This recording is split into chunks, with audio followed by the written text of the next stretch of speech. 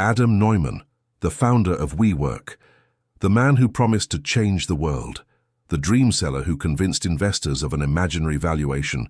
But what if I told you that this overwhelming charisma, this infectious passion, was nothing more than a cover, and that the real secret behind his rise and dramatic fall is linked to a deep childhood void? In this video, we will delve into his constructive narcissism. We will expose the existential anxiety that drove him to build an entire cult, all in a desperate attempt to feel a sense of belonging.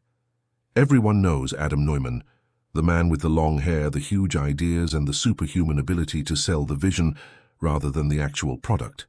The founder of WeWork, which reached a massive valuation of $47 billion. He promised communities, not just offices. He promised a global vision, not just real estate. But behind the glamour lies a question not seriously asked enough. What are the true roots of this urgent need for glorification? The pivotal moment was when the IPO paperwork forced everyone to look past the facade. When the numbers were finally revealed, the vision was no longer enough. This leads us to the core analysis. What drives him to build an empire on such shaky foundations, all while screaming about changing the world? The secret lies in Neumann's troubled childhood. Moving between 13 homes instilled in him a profound existential anxiety. It made him see the world as an unstable place, pushing him to seek a form of home or community, not just for himself, but for the world. WeWork wasn't just a business, it was a compensatory institution. Neumann was selling solutions to his own personal problem, the need for belonging and stability. He found this sense of community in the kibbutz, but he rejected the equality. Thus, he decided to build his own version of community, where he was firmly at the top.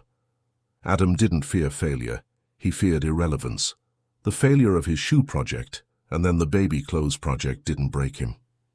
It amplified his need for self-validation. He suffers from launch addiction, where the value comes not from success, but from merely trying loudly. To build his empire, Neumann employed narcissistic charisma. He chose a partner, McKelvey, who was his complete opposite, to ensure he always remained the sole star. He built a work culture based on total sacrifice, where the job was seen as a family and a movement, rather than just an occupation. The community and changing the world were merely psychological masks. The true goal was not office renovation, but controlling the perception of the company. The spontaneous parties held for visiting investors were not for celebration. They were psychological manipulation to create a false impression of constant excitement. At WeWork's peak, Neumann was withdrawing hundreds of millions from the company for himself, while the company was still losing money. This isn't just economic greed, it's psychological greed. A desperate attempt to secure his self-worth with money and power before the illusion he created collapsed. He felt threatened from within, so he wanted to gather what he could before the world discovered he was just a lonely boy searching for a home. But what about the moments everyone ignored? Those brief flashes when he forgot his role as the inspirational entrepreneur. Those moments where his face seemed to bear a heavy burden of responsibility, or perhaps of internal fear.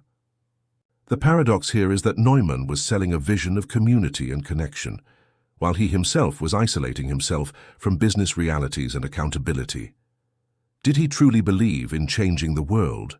Or did he believe the world would love him if he sold them a good enough story about change? After the terrifying collapse, where employees lost their savings, Neumann returned with a smile, securing a billion-dollar valuation for his new company before it even launched. This isn't proof of superior financial intellect. It's proof of the power of the expertly crafted narrative that people buy again. This existential anxiety is what built WeWork. And it's the very same anxiety that brought him back into the spotlight. But the biggest question remains: will he ever find the peace he seeks, away from the clamor of external validation? So, the psychological takeaway is both simple and complex. Adam Neumann is the personification of the desperate search for belonging, not through genuine connections, but by creating his own world where he is the center of the universe. He built an empire on the illusion of community in a frantic attempt to fill a deep personal void. The 47 billion cult was not just a company, It was a psychological escape from the fear of loneliness and instability. The profound lesson we must take from Adam Newman is that charisma alone does not build sustainability, and we, as a society, must become warier of the changing the world narratives that hide a deep personal search for self behind them. The question now is for you. How many times have you been fooled by a shiny story only to discover the foundation was empty? And are you ready to search for true stability? Away from the big promises and the noise, think about it.